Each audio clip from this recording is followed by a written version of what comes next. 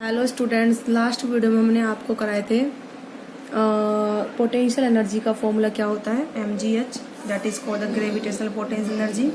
और उसका फॉर्मूला हमने आपको डिडक्ट करके भी दिखाया था किस तरीके से हम निकालते हैं। अब हम आपको बताने वाले हैं कि जो पोटेंशियल एनर्जी है तो उसके थ्रू वर्क डन होगा वो इंडिपेंडेंट ऑफ पाथ फॉलो होगा। इसके बारे में हम आपको नेक्स्ट वीडियो में बताएंगे। अभी हम आपको पहले न्यूमेरिकल सिखाते हैं पोटेंशियल एनर्जी के, किस तरीके से हम न्यूमेरिकल अटेम्प्ट करेंगे। क्वेश्चन नंबर 1 है फाइंड द एनर्जी पजेस्ड। क्या बताना है हमको? हमें एनर्जी बतानी है। Find the energy possessed by object, ठीक है, of mass 10 kilogram when it is at height, it is at height 6 meter above the ground।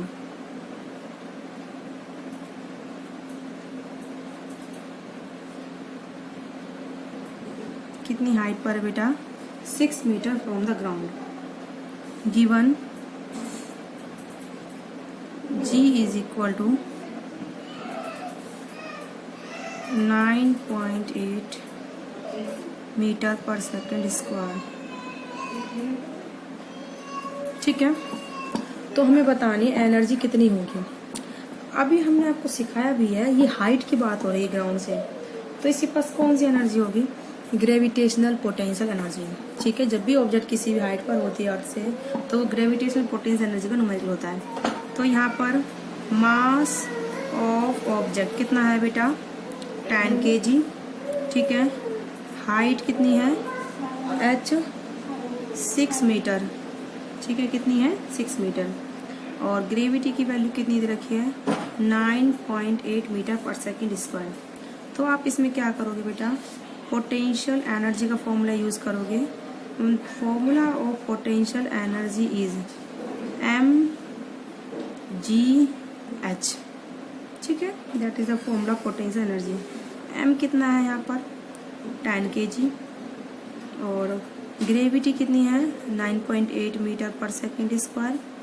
And height is the 6 meter. 6 meter की हाइट है। तो ये जो आपका फॉर्मूला हो जाएगा कंप्लीट, मल्टीप्लाई करने के बाद 588।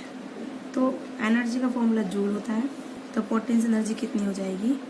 588 जूल। तो थर्स पोटेंशियल एनर्जी इज 588 जूल। तो इस तरीके से आप न्यूमेरिकल करेंगे पोटेंशियल एनर्जी के। तो आपको बस देखना है कि आपको मास कितना दे रखा है, ग्रेविटी कितनी दे रखी है और हाइट कितनी दे रखी है। तो उसके अकॉर्डिंग आप अपने क्वेश्चन को अटेम्प्ट करेंगे, ठीक है।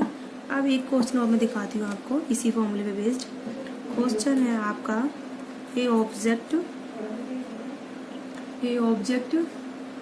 Of mass 12 kg। कितना मास है बेटा ऑब्जेक्ट का?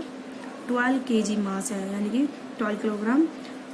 Is at a certain height above the ground, मतलब वो ग्राउंड से किसी हाइट पर है, ठीक है। अब फिर हाइट का क्वेश्चन आ गया है। इट मीन्स ये किसका क्वेश्चन है बेटा? ग्रेविटेशनल पोटेंशियल एनर्जी का बेस्ड क्वेश्चन है। तो is at certain height above the ground, is at certain height above the ground, ठीक है। तो कितनी हाइट पर है? अब बताया नहीं है उसने, बोला है कि है कुछ हाइट पर। आगे दिया है if the potential energy of object is 480 joule. कितनी एनर्जी पोटेंशियल? 480 जूल की एनर्जी है। तो हमें क्या फाइंड आउट करना है? Find the height. क्या फाउंड करना है बेटा? हाइट फाइंड आउट करनी है। At which the object is with respect to ground, ठीक है। ऑब्जेक्ट ग्राउंड से कितनी हाइट पर है हमें ये बताना है, ठीक है। देखिए इस क्वेश्चन में आपको मास दे रखा है ऑब्जेक्ट का, पोटेंशियल एनर्जी दे रखी है, और आपको ये बताना है कि ऑब्जेक्ट कितनी हाइट पर है ग्राउंड से, ठीक है। तो पहले तो आप गिवन क्वांटिटीज को लिखोगे। क्या लिखोगे बेटा? गिवन क्वांटिटीज को। तो गिवन क्वांटिटीज में आपका क्या है? Mass of object. तो मास ऑफ ऑब्जेक्ट है बेटा आपका 12 kg, ठीक है। एंड पोटेंशियल एनर्जी कितनी है 480 जूल, ठीक है। और आपको पोटेंशियल एनर्जी का फॉर्मूला पता है कितना होता है mgh, ठीक है। तो इससे आप हाइट निकाल लोगे। पोटेंशियल एनर्जी कितनी है 480 जूल, मास कितना है 12 kg, ग्रेविटी कितनी है 9.8 मीटर पर सेकेंड स्क्वायर, या फिर 10 रख सकते हो आप, कोई प्रॉब्लम नहीं है, ठीक है। तो हमें क्या निकालना है इनटू में हाइट। तो हाइट का फॉर्मूला क्या हो जाएगा बेटा, ये 480 अपॉन में 12 इंटू में 9.8, ये नीचे चली जाएंगी क्वांटिटीज़। तो ये फॉर्मूला आपका बन जाएगा इनकी ऐसा यूनिट भी लगा दीजिए। और इसको आपको सोल्व करके क्या आएगा आपका 4 मीटर। तो कितनी हाइट पर ऑब्जेक्ट 4 मीटर। तो object is at height of 4 meter from the ground, ठीक है। तो आप क्या लिखोगे, object is at height 4 meter from the ground, ठीक है। तो इस तरीके से आप पोटेंशियल एनर्जी के क्वेश्चन अटैम्प्ट करेंगे। इसके थ्रू आप मास भी निकाल सकते हो ऑब्जेक्ट का, अगर आपको पोटेंशियल एनर्जी और हाइट दे रखी है तो। अगर आपको पोटेंशियल एनर्जी और मास दे रखा है तो आप हाइट निकाल सकते हो, और अगर आपको मास और हाइट दे रखा है तो क्या निकाल सकते हो आप ऑब्जेक्ट की पोटेंशियल एनर्जी को।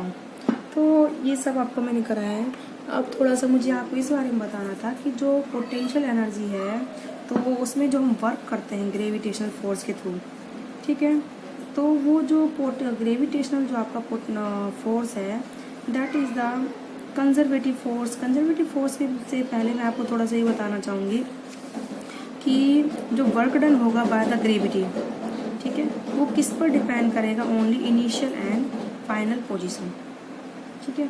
तो मैं अभी आपको इस चीज़ को बताती हूँ। वर्क डन, इसको आप नोट बना के लिख लीजिए चाहे, ठीक है। वर्क डन बाय ग्रेविटी, ठीक है। Work done by the gravity depends on the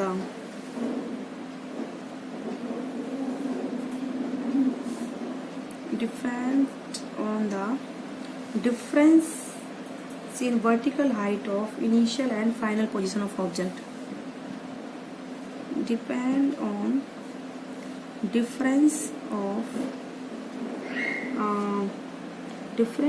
vertical height, difference in vertical height,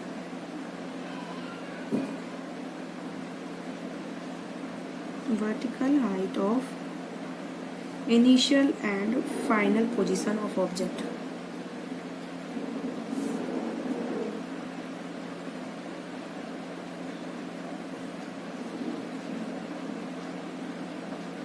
ठीक है। तो इसको मैं समझाती हूँ किस तरीके से है। जैसे हमारा यहाँ पर एक ब्लॉक है ग्राउंड पर, ठीक है, किस पॉइंट पर बेटा, ए पॉइंट पर, और वो ब्लॉक किस पर आया बेटा, बी पॉइंट पर, ठीक है।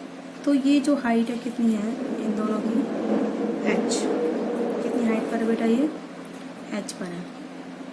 तो जो वर्क करना पड़ेगा हमें ऑब्जेक्ट ए को बी पॉइंट तक लाने में, अगर हम उसको इस पाथ से लेके जाते हैं, ये ऑब्जेक्ट है, पहले आप इसको इस पाथ पर ले गए, फिर इस पाथ पर, फिर इस पाथ पर, फिर इस पाथ पर, तब इस ऑब्जेक्ट को आप यहाँ पर लाएं, ठीक है। ये बी पॉइंट हो गया, ये ए पॉइंट हो गया। तो अब भी जो हमारा वर्टिकल डिस्टेंस है इनिशियल एंड फाइनल पोजीशन कितना है बेटा, एच हाइट का डिफरेंस है। तो जो हमें वर्क करना पड़ेगा ग्रेविटी के अंडर, ग्रेविटी अगेंस्ट हम वर्क करेंगे। हम ऑब्जेक्ट को ए से बी पॉइंट पर यानी कि अपवर्ड डायरेक्शन में लेके जा रहे हैं अर्थ के, जबकि ग्रेविटी जो अर्थ का फोर्स है उसको डाउनवर्ड लगा रही है। तो हम क्या कर रहे हैं बेटा, ग्रेविटी के अगेंस्ट वर्क कर रहे हैं। तो उसको हम कितनी हाइट लेके गए, एच हाइट पर लेके गए ए से बी। ऐसे ही हम उसको हम ए से बी इस पाथ से 1 से, फिर 2 से, फिर 3 से, फिर 4 से, फिर 5 पर, इस तरह का हमने पाथ फॉलो करा है। तो जो हमारा जो ग्रेविटी के अंडर जो हम वर्क करेंगे, ग्रेविटी के अगेंस्ट हम जो वर्क करेंगे, ऑब्जेक्ट को ए पॉइंट से बी पॉइंट तक ले जाने में दोनों ही केसेस में वर्क कैसा होगा बेटा, सेम होगा। कैसा होगा, same, because no depend on the path. If we do the work against the gravity या फिर ग्रेविटी जो वर्क करेगी किस पर, वो क्या होगा बेटा, इनिशियल एंड फाइनल पोजीशन पर डिपेंड करेगा ओनली। ठीक है, अगर कोई पत्थर है बी से ए पॉइंट पर आता है तो ग्रेविटी लेके आ रही है उसको खींच के, ठीक है, तो वो इस पॉइंट से आए चाहे हमारा स्टोन चाहे इससे आए, वो किस पर डिपेंड करेगा, फाइनल एंड इनिशियल पोजीशन पर। ठीक है, ऐसे आप स्टोन को ए से बी पॉइंट पर चाहे इस पाथ से इस पाथ से इस पाथ चाहे स्ट्रेट लेके जाओ, फिर भी जब वर्क हो किस पर डिपेंड करेगा कि दोनों पॉइंट के बीच का वर्टिकल डिस्टेंस कितना है और कितनी एनर्जी होगी, हमारी वर्क किसकी फॉर्म में स्टोर होती है, एनर्जी फॉर्म में, एंड एनर्जी कितनी होगी दोनों की, mgh, दोनों ही केसेस में एनर्जी कितनी होगी, mgh। तो ये पॉइंट मुझे आपको बताना था। आज की वीडियो में बेटा इतना है।